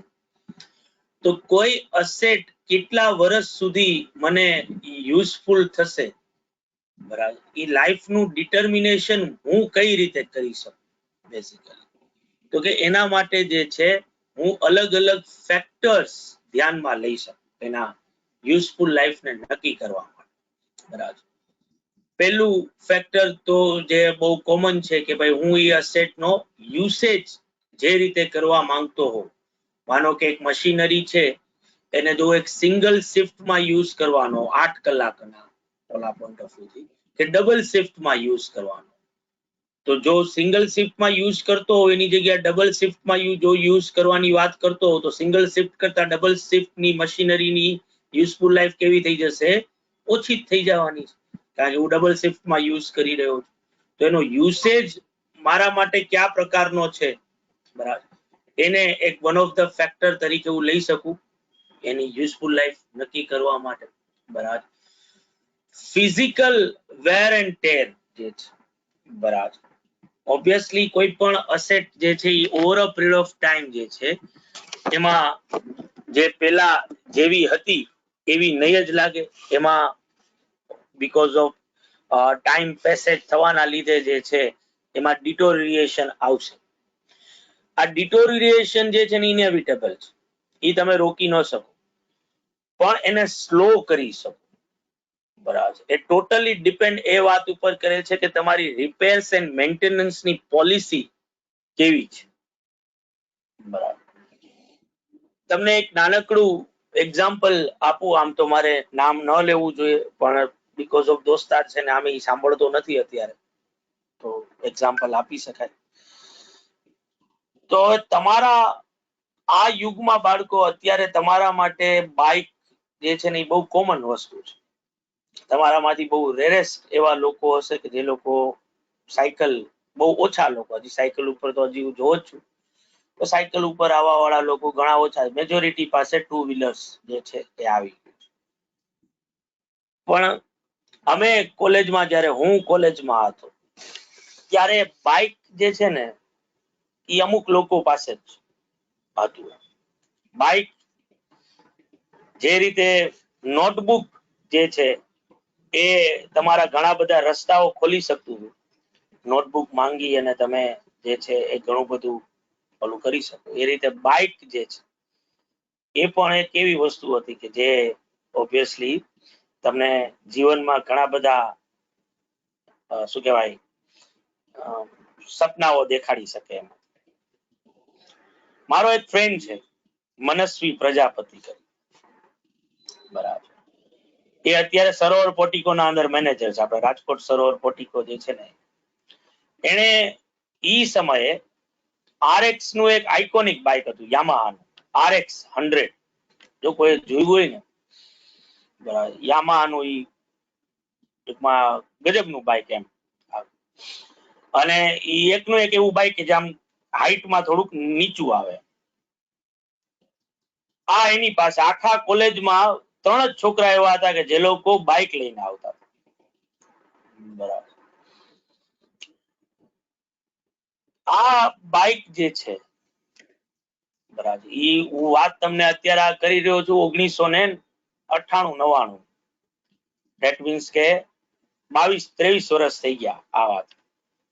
ત્યારે મનસ્વીએ આ RX 100 લીધું હતું. અને તમે ઈ બાઇક જે જુઓ, ઈ ચકાચક જે રીતે ઈ રાખતો, આખું આમ રોજ ઈ પોતે નાતો હોય કે નો નાતો હોય, બરાબર, પણ બાઇક ના અંદર જે છે આમ ઝગમગાટ આખો આવતો હોય, બરાબર. અને એની ભેગી ફ્રેન્ડશિપ જે ઇનિશિયલી દોસ્તારી બહેનો, બરાબર, એનું મોટું રીઝન ઈ ભાઈ નહોતો, એનું મોટું રીઝન એનું બાઇક હતું, બરાબર. એના ભેગી ફ્રેન્ડશિપ જે સ્ટાર્ટ કરી આગળ, બરાબર. પણ તોય ઈ ક્યારેય એની બાઇક ચલાવવા નહોતો દેતો કોઈને, ઈ પોતે જ ચલાવતો. તો બેસવું હોય તો એની પાછળ બેસવા, બરાબર. ઈ પોતે ક્યારેય સિનકા મારવા દેતો નહીં. તમને માનવા નહીં આવે બાળકો, આજની તારીખે પણ એની પાસે ઈ બાઇક છે. એ કોલેજમાં ઈ લાવતો ને ઈ બાઇક હજી આજની તારીખે, બરાબર. અને આજે પણ તમે જો સરોવર પોર્ટિકો જાઓ, હવે તો એની પાસે કાર પણ છે, બરાબર, 2-3 કાર પણ લીધેલી છે, પણ ક્યારેક ક્યારેક હજી પણ ઈ બાઇક લઈને ઈ આવે છે, બરાબર. અને હજી પણ તમે જો ઈ બાઇક જુઓ ને, બરાબર, તો તમને એવું ન લાગે કે આ 22-23 વર્ષ જૂનું બાઇક હશે, બરાબર. હજી પણ એને એ રીતે ઈ વસ્તુને મેન્ટેન કરેલી છે, બરાબર. આ મનસ્વીનો મેં તમને એક્ઝામ્પલ આપ્યું. હવે એક બીજા ખુખાર માણસનું એક્ઝામ્પલ આપું, જેનું નામ મોઝેફા સાદિકોટ છે. કોલેજ સુધી તો ઓમે બીકોઝ ઓફ જે છે એમાં મારી ઊંચી કરવાની કઈ રહેતી નથી, બરાબર, પણ બીકોઝ ઓફ હું એક લોઅર મિડલ ક્લાસ ફેમિલીમાંથી આવું છું, બરાબર. મારા ફાધર જે છે એ પોતે બ્લાઇન્ડ હતા, બરાબર, અને ઓબ્વિયસલી ઘણી બધી સ્ટ્રગલિંગ ફેઝ માંથી હું પાસ થયો છું. તો હું જ્યાં સુધી CA થયો ને ત્યાં સુધી મારી પાસે સાયકલ હતી. ઇવન અમે જે ક્લાસ ચાલુ કર્યા ને પતંજલિ, ત્યાં એના 1 વર્ષ સુધી હું સાયકલ ફેરવતો. અને સાયકલ એ બહુ ખુખાર હતી, આખું પેન્ડલ મારો ને તો ચેન ઉતરી જાય, બરાબર. એટલે ઓલા અડધું પેન્ડલ મારીને જ ચલાવવું પડે. આખું પેન્ડલ જો લાગી ગયું ને તો ઓબ્વિયસલી એની ચેન ઉતરી જ ગઈ. પછી મેં 2005 માં હોન્ડાની, હવે તો અત્યારે કઈક ઈ લોકોએ નામ એનું બદલી નાખ્યું છે, પણ ત્યારે ઈ લોકોએ હીરો હોન્ડા આઈ થિંક ત્યારે છૂટા પડ્યા કે 1-2 વર્ષ પછી છૂટા પડ્યા એ મને ખબર નથી, પણ હોન્ડાએ CD100 નામની બાઇક ઇકોનોમિકલ રેન્જમાં બહાર પાડેલી, 35,000 રૂપિયાની બાઇક આવતી ત્યારે. આ CD100 આ મેં પહેલું બાઇક લીધું, બરાબર. આ 2005 માં મેં લીધું, 2004 કે 5. 2007 આવતા આવતા મને જ્યાં સુધી યાદ છે ત્યાં સુધી, બરાબર, એનું એક ઇન્ડિકેટર ચાલતું નહોતું, બરાબર. કિક મારવા માટે તમારે ઓલમોસ્ટ એના ઉપર છે ને લિટરલી બહુ વ્યવસ્થિત રીતે જુલમ કરવો પડે, આખો 10-15 વાર ફેરવીને કિક મારો ને ત્યારે એ ચાલુ થાય આખી, બરાબર. અને બ્રેકમાં તમારે આખા બ્રેક ઉપર ઊભું રહી જવું પડે, ત્યારે તો એ થોડીક ધીમી પડે, બાકી તો ચોટે તો નહીં જ ક્યારેય, પણ મહા મહેનતે એ વસ્તુ થાય આખી, બરાબર. અને ટૂંકમાં ઓલા હેડલાઇટ થોડી ઘણી તૂટેલી હતી, અને શિયાળામાં તો બઠો દોડી જતો, શિયાળામાં તો ઈ ક્યારેય બહુ અમુક રેરેસ કેસમાં 15-20 કિકે ચાલુ થતી, બાકી પગની એવી એક્સરસાઇઝ કરાવતી બાઈક આખું, બરાબર. 3 વર્ષની અંદર તો ઈ હતી નહોતી થઈ ગઈ આખી, અને છેલ્લે તો ઈ જયારે ચાલુ થતી ને તો ઈ લોજિક થી ચાલુ થતી કે આ જો હું ચાલુ નહીં થાવ ને તો આ ભાઈ મૂકશે નહીં, એમ એના કરતા એકવાર હું ચાલુ થઈ જાવ, બરાબર. આ મારું બાઇક હતું, બરાબર. સ્કૂટર કે બાઇક ના આ 2 એક્ઝામ્પલ કે જે તમને આ સેકન્ડ પોઈન્ટ ની સાથે આ જીવનમાં બનેલી સત્ય ઘટના ઉપર આધારિત ના એક્ઝામ્પલ પાડો, બરાબર. Expected physical wear and tear, જે રિપેર્સ એન્ડ મેન્ટેનન્સ પોલિસી મનસ્વી ચલાવે છે, બરાબર, એવી રિપેર્સ એન્ડ મેન્ટેનન્સ પોલિસી હું નથી ચલાવતો. એટલે જો એક મનસ્વી કોઈ પીપીઈ ની આઇટમ પરચેસ કરે તો ઈ પોતે એની એક્સપેક્ટેડ યુઝફુલ લાઈફ મારા કરતા કેવી રાખશે, વધારે જ રાખશે. જ્યારે મારે મારી રિપેર્સ એન્ડ મેન્ટેનન્સ ની પોલિસીને ધ્યાનમાં રાખીને એની યુઝફુલ લાઈફ જે છે એ નક્કી કરવાની આવે, બરાબર. તો એ વસ્તુ જે છે એ ત્યાં વર્ક કરે.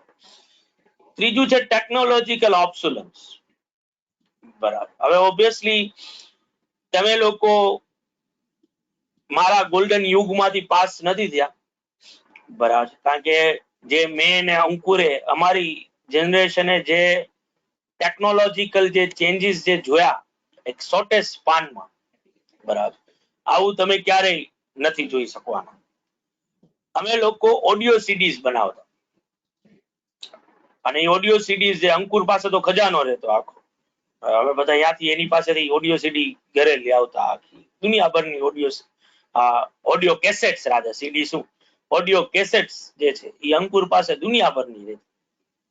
ઈ કેસેટ પાછી કેવી કે હારું, અને એક બે સાઈડ 6 ગીત આવે, અને અમે અમારી રીતે જીવનમાં કયા સમયે કેવો ફેઝ ચાલી રહ્યો છે એ પ્રમાણેના ગીત અમે ત્યાં રેકોર્ડ કરાવતા, એને 25 રૂપિયા થતા રેકોર્ડ કરાવવા.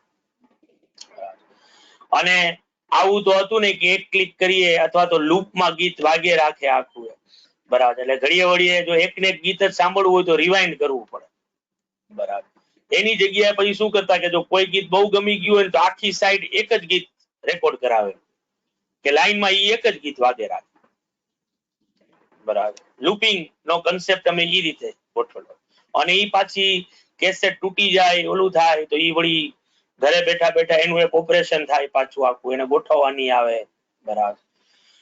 આ કેસેટ માંથી ઓડિયો સીડી આવ્યું તો અમે બધા યાર તો કેવું કહેવાય એમ, બાકી કે જે ઓલા ટેપ હતું ટેપ જેવું તો કઈ નહીં, સીધું ઓડિયો સીડી, અને ઓલામાં 12 કે 13 ગીત આવે, આમાં 25 થી 30 ગીત આવે, બરાબર. અને એમાં પાછું ઓલું સીડી પ્લેયર, જે મેં પેલું સીડી પ્લેયર લીધું હતું ફિલિપ્સ નું, 3 સીડી પ્લેયર ચેન્જર આવે એમાં, કે તમે 3 સીડી નાખો તો એક હારે 75-100 ગીત વાગી શકે, એક સીડી ચેન્જ થતી જાય, બરાબર.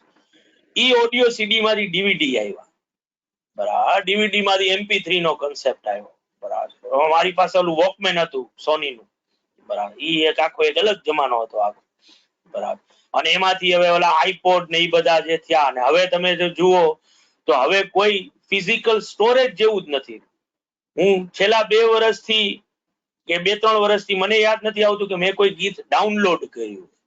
બરાબર. આ ગાના ને સ્પોટીફાઈ ને તમને એવા ડિજિટલ પ્લેટફોર્મ મળી ગયા કે જ્યાં તમારે હવે તમારા પોતાના ડિવાઇસમાં એક પણ વસ્તુ સ્ટોર કર્યા વગર તમે ગીત વાગી સાંભળી શકો. આ ટેકનોલોજીકલ ચેન્જ છે બરાબર, કે જે ઓબ્વિયસલી એ મારા પ્રોડક્ટની યુઝફુલ લાઈફ ઉપર કેવું કરે છે, સીધી અફેક્ટ કરે છે. આવો જ ટેલિફોનિક પાર્ટના અંદર અમે સી ચેન્જ જોયો કે અમારી વખતે જે વાયર ટેલિફોન હતા 1-1 રૂપિયાના ડબલા હતા. બરાબર. એની એક અલગ, કારણ કે મારી તો યાદો એ ટેલિફોનના ડબલાઓ સાથે જોડાયેલી છે. કારણ કે આજે મારા જયારે મેરેજ, નવા મેરેજ અમે થયા હતા, જયારે આખો આ ઝાવિયા ભાઈ આંધળો પ્રેમનું એક્ઝામ્પલ આપી રહ્યો છું. તો હું અહીંયા ક્લાસમાં લેક્ચર લેવા માટે આવતો હતો, અને ત્યારે અમે અહીંયા યોગીનગરના ભાડાના મકાનમાં અમે રહેતા હતા, હું ને ધાર્મી. ત્યારે તો ધાર્મી 6 વાગે જે છે, અમારા બે વચ્ચે એક જ સ્કૂટર હતું. બરાબર. ઓબ્વિયસલી હું એ સ્કૂટર લઈને હું તો ઓફિસે આવી ગયો. તો ધાર્મી 6 વાગે જે છે એ ત્યાં બાજુમાં શાકની માર્કેટ ભરાતી હતી આખી, તો ત્યાંથી ડેરીમાં જે છે આ રૂપિયાનો ડબલો હતો. તો એક્ઝેક્ટ એનો 6 વાગે ફોન જે છે મારા ઉપર આવતો ડેઈલી બેસિસ ઉપર કે આજે રાત્રે જમવાનું શું બનાવવાનું છે. બરાબર. એના માટેનો આખો. તો ઈ રૂપિયાના ફોન નો ડબલાની જે એક આખી ચામ જે હતો આખો, જે એક આખો, અને ત્યારે મોટામાં મોટો પ્લસ એ હતો કે બધાયના નંબર અમને બાય હાથ રહેતા. જેના પણ નંબર અમારે જેટલા પણ નજીકના લોકો જરૂરી છે એ બધાયના નંબરની ખબર રહેતી. ઈ ડબલા વાળા ફોન માંથી પેજર આવ્યું, પેજર માંથી મોબાઈલ આવ્યા. બરાબર. મોબાઈલમાં ઓલા ડબલા CDML આવ્યા, CDML માંથી હવે તમે જુઓ કે ક્યાં આ વસ્તુ આ વિધિન 15 years ના અંદર આ સ્માર્ટફોન ને હવે સ્માર્ટફોન ના અંદર ક્યાં ને ક્યાં આખી દુનિયા જે છે એ પહોંચી ગયા આખી. બરાબર. તો બરાબર ટીટીએ કઈક લખ્યું બકા, શું લખ્યું ટીટીએ? ટીટી ને હું મિસ કરતો હતો. ટીટી કઈ બોલતો નથી.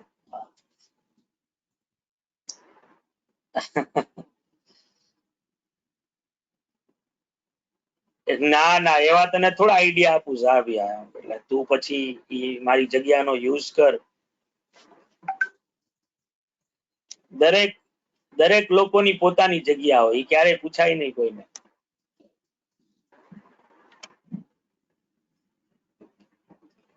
બરાબર. ઈ પણ એક અલગ ચામ છે. એ વસ્તુ ઈ જગ્યા એક થોમસ એડિસન જેવું છે, કે જે રીતે થોમસ એડિસને બલ્બની શોધ કરી ને એ રીતે તારે એ જગ્યા ગોતવી મળે આખી. અને ઈ જગ્યા ઉપર, કારણ કે ઈ તારા સિવાય કોઈ ન આવતું હોય ત્યાં. તો ઈ ઓબ્વિયસલી કોઈને ઈ વસ્તુ કેવી ન જોઈએ. બરાબર. એવા ખોટા આઈડિયાઓ નહીં માંગવાના મારી પાસે કે કઈ જગ્યાએ જવું. હવે તો પાછી જગ્યા ઉપર બિલ્ડિંગો બની ગઈ છે, એટલે આમે તમારા કામમાં નહીં આવે કદાચ કહીશ તો. તો સર બીજી કોઈ જગ્યા સજેસ્ટ કરો. એવું શું કામ? તું તારી રીતે ગોત. ઓલા બધામાં તું મહેનત કરસ અને જગ્યા મારી પાસે ગોતાવસ. Okay sir. બરાબર ને? એક બે વાર પકડા, બરાબર, વ્યવસ્થિત રીતે કોઈક ઢીકા પાટું મારે, આ બધું થવું જોઈએ જીવનમાં. ના સર, કોઈ ઢીકા પાટા તો નહીં મારે, એટલી તો શાંતિ છે. એવું લાગતું હોય બકા, એ તો તું કઈ જગ્યાએ ગયો છો. ના સર, ઈ ચિંતા નથી, તો 100% કન્ફર્મ છું. તો બાળકો, જે આ ખોટી આપણે અલગ દિશામાં વાતો ચડી ગઈ આખી, તો બેઝિકલી ટેકનોલોજીકલ ઓબ્સોલન્સ જે છે, આ બહુ મહત્વની વસ્તુ બની જાય કોઈ પણ આઇટમની યુઝફુલ લાઈફ નક્કી કરવા માટે. જો ટેકનોલોજી સૌથી આ મારા વાહિયાત એક્ઝામ્પલને સાઈડમાં રાખીએ તો સૌથી આઈડિયલ એક્ઝામ્પલ સોફ્ટવેર બેઝ જેટલી વસ્તુઓ છે. જેમ કે આપણે વિન્ડોઝની જ વાત કરીએ તો વિન્ડોઝ કે તમે કોઈ પણ ઓલામાં જશો કે આપણા આ એન્ડ્રોઇડ્સના જે ઓપરેટિંગ સિસ્ટમ્સ જે કંઈ પણ બધી છે તો એમાં over a period of time જે છે કદાચ મારી પાસે આજની તારીખે પણ સોનીના મારા ઇનિશિયલ યર્સના ફોન હજી મેં સાચવી રાખ્યા છે, પણ એ હવે આજની તારીખે કોઈ કામના રહેતા નથી કારણ કે એ બધા CDML ફોન છે. બરાબર. અને હવે આપણે અત્યારે 4G ના જમાનામાં આવી ગયા છે. બરાબર. એટલે એની ફિઝિકલ લાઈફ તો છે. બરાબર. અને હજી જો આજની તારીખે મારી પાસે જો ઓલું જૂનું સિમ મળી જાય મને એમાં સિગ્નલ આવતા હોય બરાબર તો ઓબ્વિયસલી હું ફોનનો યુઝ કરી શકું એમ, પણ અત્યારના યુગમાં એ ફોન ચાલે એમ છે નહીં. જેમ કે મને હજી સુધી એ વસ્તુ એ અનુભવ મને યાદ છે કે 2006માં CPT ના અંદર જે છે એક છોકરાએ મને ઇન્ફ્રારેડ થી કઈ રીતે ફોટો ટ્રાન્સફર થાય ને એ બતાવ્યું હતું ને એ જોઈને મને એમ થઈ ગયું કે મારો ફોન ને એનો ફોન બાજુમાં રાખવાનો બરાબર અને એના ફોનમાંથી મારા ફોનમાં ફોટો આવે ઇન્ફ્રારેડ જોઈન કરીને આખું અને મને એમ થયું કે આ યાર કેવું કહેવાય એમ ગજબ. બાકી એક ફોનમાંથી બીજા ફોનમાં ફોટો વાયર લગાવ્યા વગર તમે ટ્રાન્સફર કરી શકો એમ. બરાબર. હવે આ ઇન્ફ્રારેડ નું કોઈ પૂછતા નથી આજની તારીખ. બરાબર. પછી બ્લુટૂથ આવી ગયું. બરાબર. તો ઇન્ફ્રારેડ નું આખું બિચારાનું સુરસુર્યું થઈ ગયું. આ જ રીતે પેજર ની હાલત થઈ મોબાઈલ આવ્યા એટલે. બરાબર. તો ટેકનોલોજીકલ અબ્સોલન્સ જે છે એ પણ યુઝફુલ લાઈફ નક્કી કરવા માટે બહુ મહત્વનું બની જાય. અને કરણ હવે છેલ્લી મિનિટ છે બકા, અત્યારે આજે હું ઇન ટાઈમ પૂરું જ કરી નાખું છું. બરાબર. લાસ્ટ પાર્ટ જે છે યુઝફુલ લાઈફ નક્કી કરવાના ફેક્ટરના અંદર લીગલ ઓર સિમિલર લિમિટ જે છે એ. બરાબર. જો તમે એક લીઝ ઉપર અસેટ લેશો તો એના કોન્ટ્રાક્ટમાં જ લખ્યું હશે કે તમારે આ અસેટ કેટલા વખત સુધી તમે યુઝ કરી શકશો. આ લીગલ કમિટમેન્ટ નક્કી. એટલે કદાચ માનો કે આજે મેં બિલ્ડિંગ લીધું, બિલ્ડિંગની પોતાની યુઝફુલ લાઈફ 30 વર્ષની હોઈ શકે, પણ મેં લીઝ ઉપર લીધું છે 15 વર્ષની લીઝ ઉપર એ બિલ્ડિંગ લીધું છે તો મારા માટે એની યુઝફુલ લાઈફ કેટલા વર્ષની થાય? 15 વર્ષ. કારણ કે આ લીગલી બાઇન્ડિંગ એગ્રીમેન્ટના અંદર લખેલું છે. તો હું એ બિલ્ડિંગની યુઝફુલ લાઈફ મારા બુકમાં 15 વર્ષની બતાવીશ. બરાબર છે. તો એ પણ એક ફેક્ટર બની શકે યુઝફુલ લાઈફને નક્કી કરવા માટે. બધાને ક્લિયર છે બાળકો? આ બધા અલગ અલગ ફેક્ટર્સ છે કે જેના બેસિસ ઉપર તમે તમારા પીપીઈ ની યુઝફુલ લાઈફ જે છે શું કરી શકો છો? ડિટરમાઇન કરી શકો છો. તો સાંજે જ્યારે મળશું ત્યારે બીજા આ ડેપ્રિસિએશનના પોઈન્ટ્સ ને પૂરા કરી એના ક્વેશ્ચન્સ લઈ અને પૂરી ટ્રાય કરશું કે આપણે આ અકાઉન્ટિંગ સ્ટાન્ડર્ડની થિયોરી એટલીસ્ટ આજના દિવસમાં પૂરી કરી નાખીએ. પછી જે ક્વેશ્ચનની પ્રેક્ટિસ કરવાની રહે એ જ રહે ખાલી બાકી. આપણે થોડુંક ધીમું જઈ રહ્યું છે બાળકો, જેટલું સ્પીડમાં જવું જોઈએ એટલું નથી થઈ રહ્યું, પણ કાંઈ વાંધો નહીં. બરાબર. એ આપણે કરતા જઈશું, એમાં ધીમે ધીમે સ્પીડ આવશે. બરાબર. શું લખવાનું એમ જાવ્યા? તું લખે છો તો તને કહી દઉં. એટલે આપણે આ કોસ્ટ મોડેલ રિવેલ્યુએશન મોડેલનું તો મેં તને કીધું હતું. બરાબર. આ રિવેલ્યુએશન મોડેલના ઇમ્પોર્ટન્ટ પોઈન્ટ્સ લખી નાખવાના. બરાબર. મેથડ્સ ઓફ પ્રેઝન્ટેશન નહીં લખો તો ચાલશે કારણ કે એના ક્વેશ્ચન્સ કરેલા છે. બરાબર. ફ્રીક્વન્સી ઓફ રિવેલ્યુએશન નું ટાઇટલ આપીને આ લાઈન લખી નાખવાની કે ભાઈ એન્યુઅલ જે છે ફ્રીક્વન્ટ ચેન્જ આવતો હોય તો એન્યુઅલ રિવેલ્યુએશન થશે.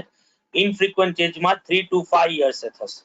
ક્લાસ ઓફ પ્રોપર્ટી લખવાની કોઈ જરૂર છે નહીં. બરાબર. રિવેલ્યુએશન આ એડજસ્ટમેન્ટ જે છે અપવર્ડ અને ડાઉનવર્ડ ના. બરાબર. આ સ્લાઇડ આખી એક લખી નાખવાની. ડેપ્રિસિએશન ના અંદર જે છે ડેપ્રિસિએશન નું ટાઇટલ આપી અને એનો આ મીનિંગ લખવાનો. બરાબર. અને આ છેલ્લી લાઈન, આ વચ્ચેનું જે બ્લુ લાઈન દેખાય છે ને એ લખવાની કોઈ જરૂર છે નહીં કારણ કે ઓલરેડી તમે એ ડેફિનેશન ના ભાગમાં લખી નાખી છે. એટલે બ્લુ વાળો પોર્શન નહીં લખવાનો, બાકીનું બે વસ્તુ લખી નાખવાનું. બરાબર. યુઝફુલ લાઈફ ના કી ફેક્ટર્સ લખવાની કોઈ જરૂર છે નહીં કે યુઝફુલ લાઈફ કઈ રીતે નક્કી થાય. બરાબર છે?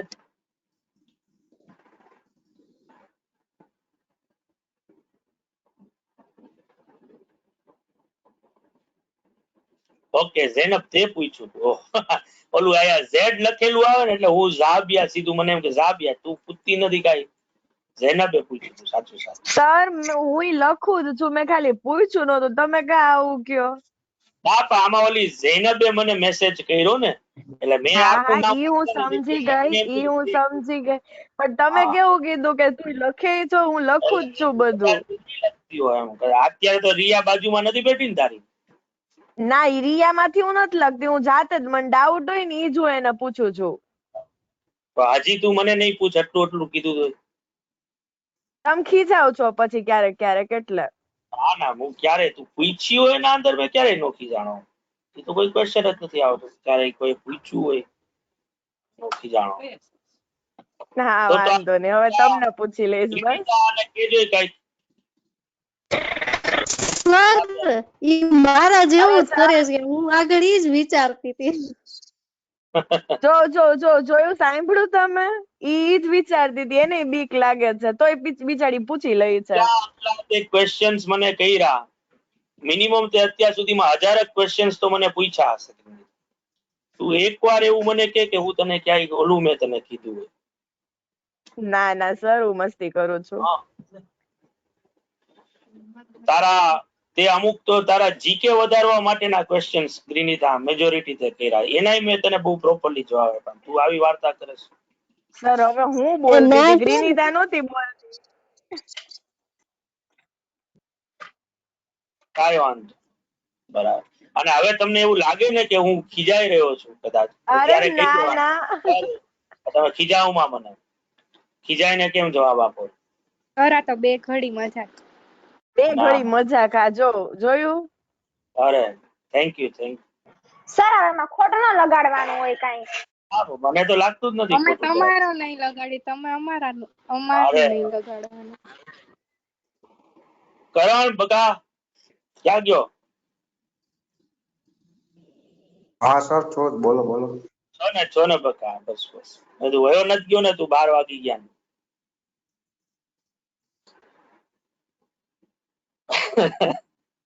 ભલે ભલે બાળકો તો સાંજે મળશું આપણે.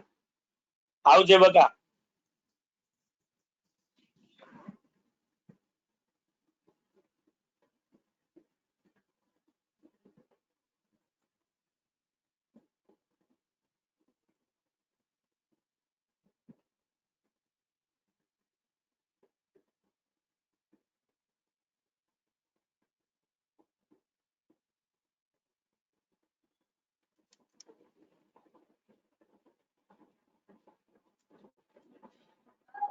तुम दिल की